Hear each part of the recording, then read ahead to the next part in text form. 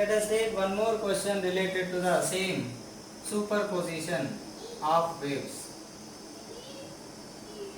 where the resultant amplitude of two waves when they superimpose with a phase difference of theta, and sometimes they will also give path difference.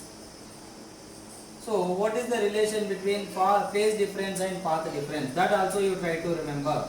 2 pi by lambda delta x, where delta x is path difference, delta pi is phase difference. If they give path difference, find the corresponding phase difference first, then substitute in this formula.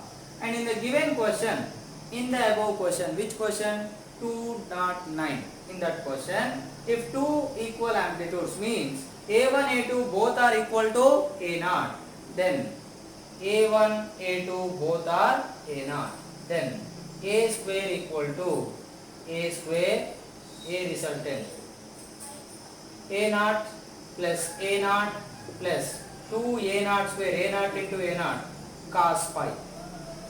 Now here A0 square plus A0 square 2 A0 square, take A and 2 A0 square common, then what will remain? 1 plus here cos pi.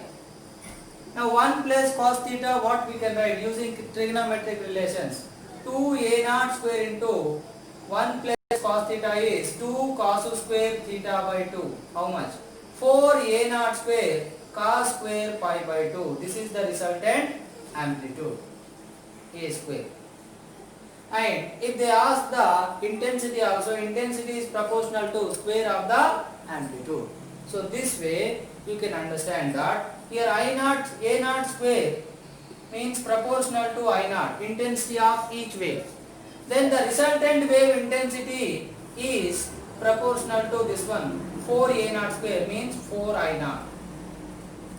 So the amplitudes of A0 superimposed, then the resultant amplitude is this much.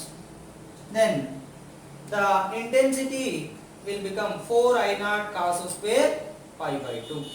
So this is the way the resultant amplitude and the resultant intensity you can find in case of superposition or in case of interference.